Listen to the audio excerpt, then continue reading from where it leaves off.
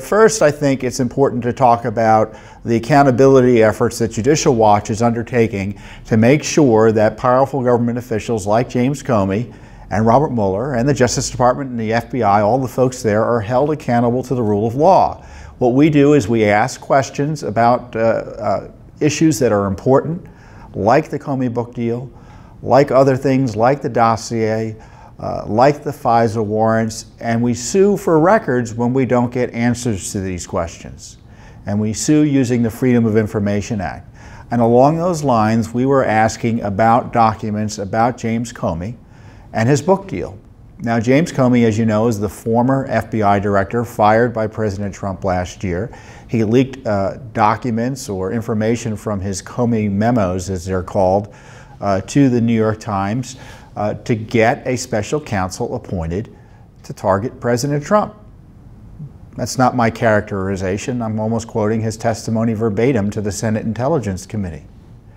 So we're obviously very interested in why James Comey had a vendetta against President Trump and whether he carried his obviously distaste for President Trump with him while he was FBI director.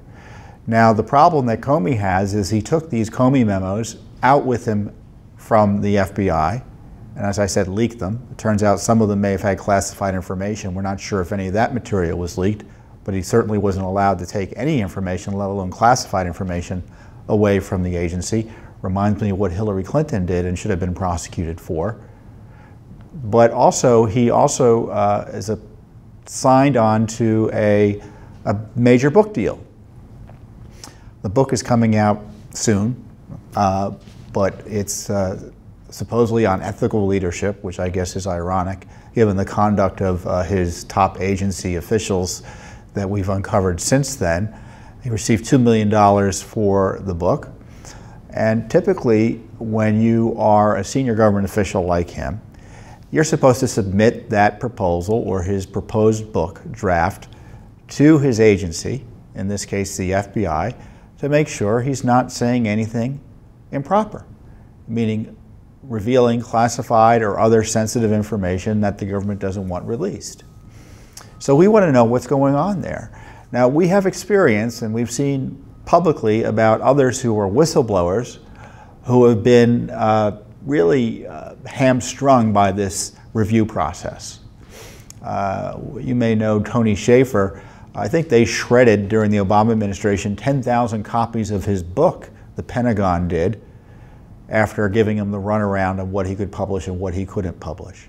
So we want to know if James Comey had any special deals with his allies in the FBI to get around this review procedure, especially given the fact that he was already allowed to steal records from the FBI and then leak them to the New York Times without any legal consequence.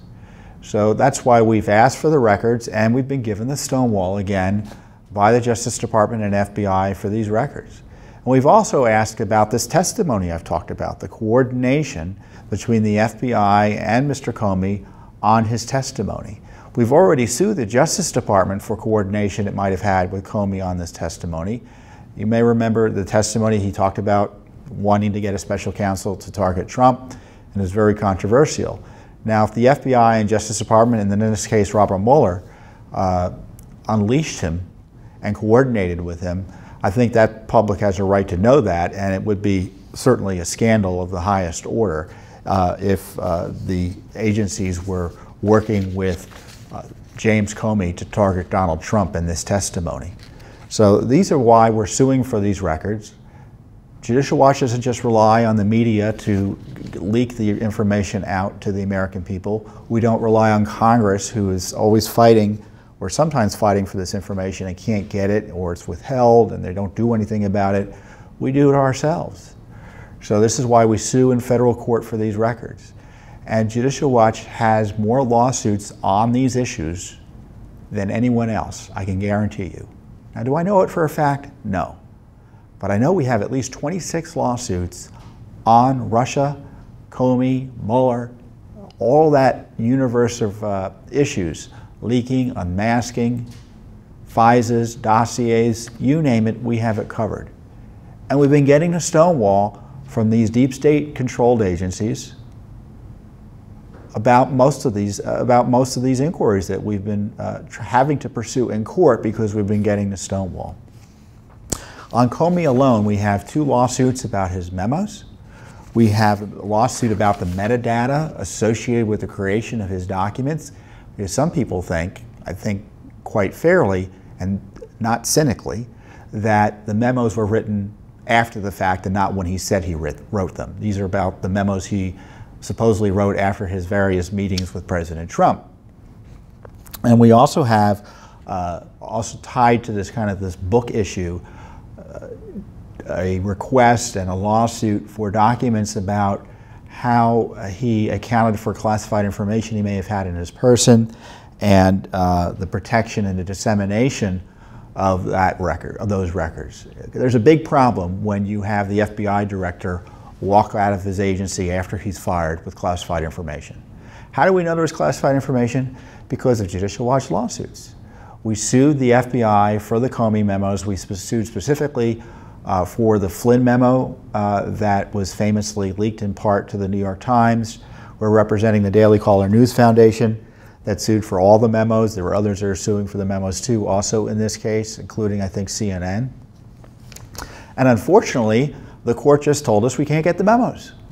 You may recall a few weeks ago I told you, because I thought it was an important development, and we had encouraged the court to do this, the court in this case took the memos and read them, or wanted to read them himself to see if they could be released.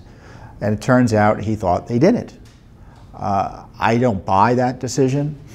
The court issued the decision, I think, last week, and he also said he met in secret, behind closed doors. We weren't able to attend the meeting, with the representative for Robert Mueller's operation, who also convinced him to keep these memos secret. Now, what's the legal issue here is James Comey wrote these memos as CYA memos to paper the record in his jihad against Donald Trump. I have no doubt that was the case. He gets fired. He leaks the information that he took improperly to get Mueller appointed. Then they go back and they take the memos from wherever they were in the FBI, and Mueller has them, and he's now investigating supposedly Donald Trump for obstruction related to the Comey firing. And therefore we're not allowed to see them because they're law enforcement sensitive, among other things. They're part of his investigation. Obviously that can't be the case. If that were the case, every government file that potentially gets vacuumed up in criminal investigations subsequently can never be seen by the American people. Typically under the law, unless the record is created as part of a law enforcement investigation, is it protected as part of a law enforcement investigation. The fact that a law enforcement investigator was subsequently interested in a government document isn't a reason to keep it secret. So needless to say, we disagree with the court. We're appealing it on our behalf and on behalf of the Daily Caller. But it's unfortunate that we've had to battle the Justice Department and the FBI and the Mueller team, who the Justice Department is going to bat for, on these Comey memos. They're protecting James Comey, which leads us to question whether they're protecting him on the book deal, and whether they coordinated improperly with him on the anti-Trump Senate testimony I talked about. And it's Judicial Watch doing this aggressive legwork and asking these tough questions, and we're willing to go to federal court, thanks to your support, to do it.